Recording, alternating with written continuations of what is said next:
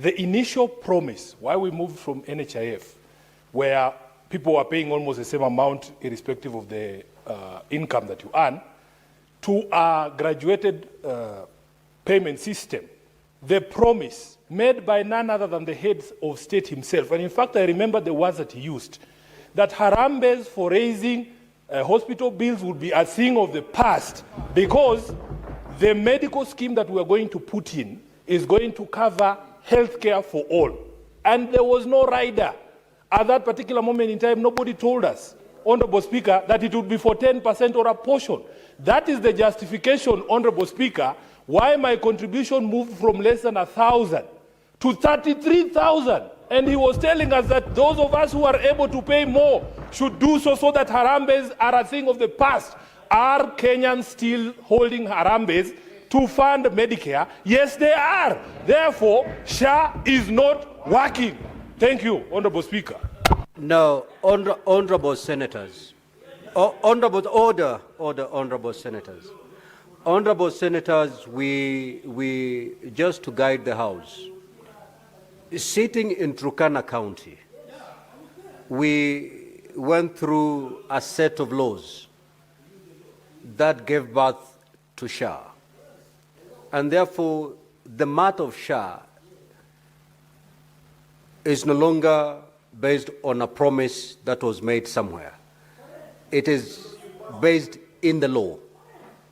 So in that particular law that this House took part in passing, did you pass in that law that when someone checks into a hotel or if someone becomes sick or someone undergoes a certain procedure and that certain, the bill comes, for example, $1 million, under that law, did you pass that the entire amount was supposed to be covered by SHA, or under the law you passed, it was a percentage of the total amount?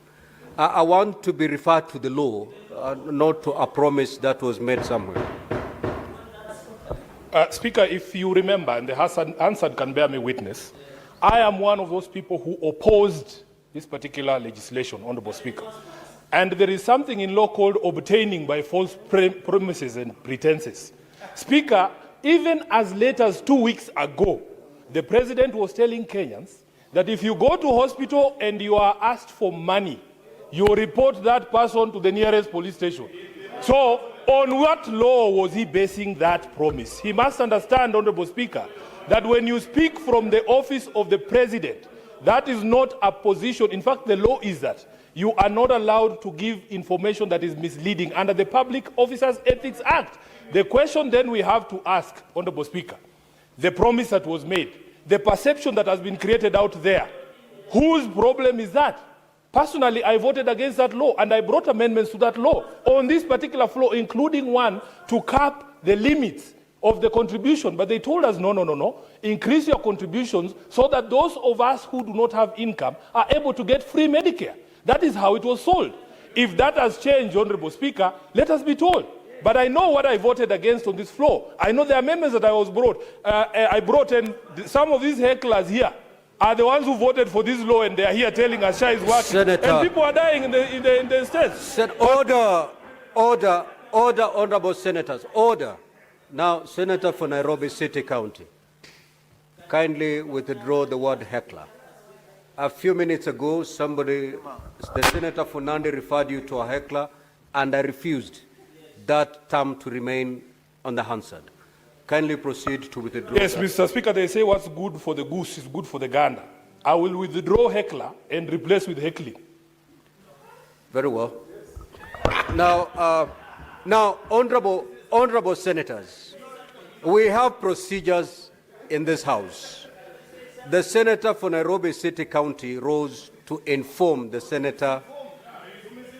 Yes, but there is a procedure. If you have more information you want to inform the Senator for Mogeni, you ask to inform, I will allow. Otherwise, I cannot just open this debate. But honorable senators, Senator Mogeni, just take a seat. I think, honorable senators, it will help us and it will help the House and the country if we take time to look at the laws that we passed, if we can be able to look at the laws that we passed, because if you look at the law, the order, honorable senators, okay, let's take time to look at the law.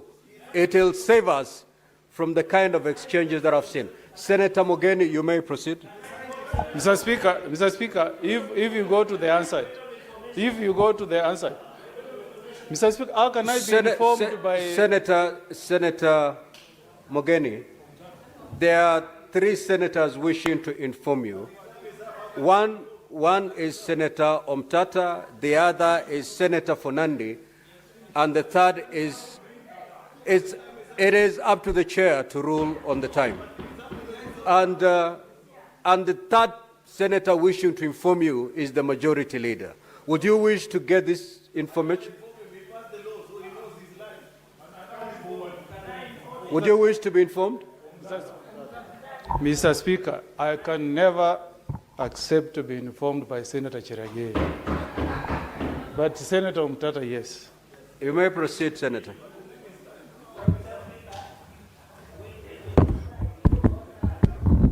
Mr. Speaker, sir, I'm reading Section 2 of the Act.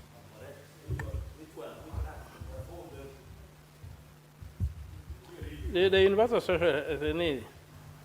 Let me read it for you then. The Social Health Insurance Act. I'm reading Part 2, and I want to read the definition of universal health care. They say universal health coverage means that all individuals and communities receive the health services they need, including the full spectrum of essential quality health services, from health promotion to prevention, treatment, rehabilitation, palliative care, without suffering financial hardship. That is the law.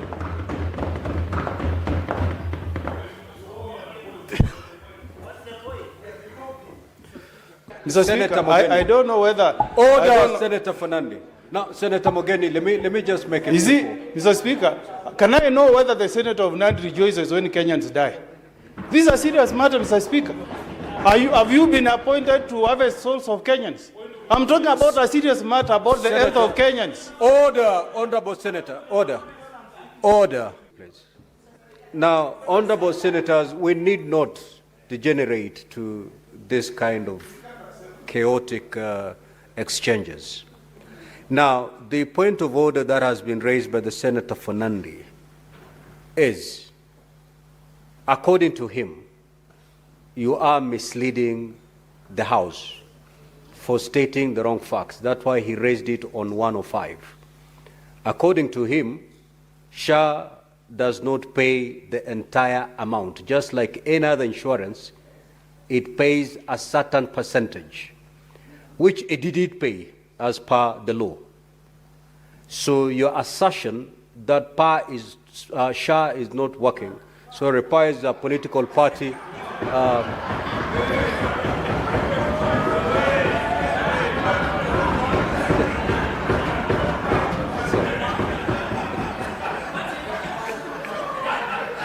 Order, Honorable Senators. Order. Order. For those who are continuing to laugh, you may be thrown out. Order.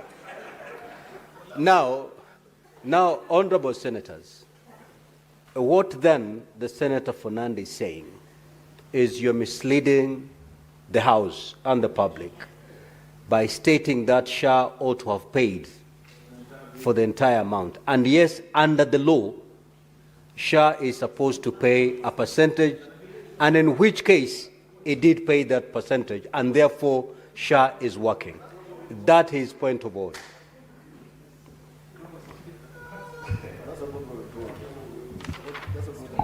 Yeah, Mr. Speaker, I think we are splitting here. The point I've made before this House is very simple. SHA is supposed to meet the medical needs of Kenyans, Mr. Speaker. When I go to a hospital with a SHA card, what I expect as a speaker is that my medical expenses will be met by the SHA card, Mr. Speaker. So if I go to hospital and if you calculate 1.34, that's about 10%. You cannot pay 10% of my bill and then you cheat us that SHA is not working. More radio, 88.2 FM. We are in charge.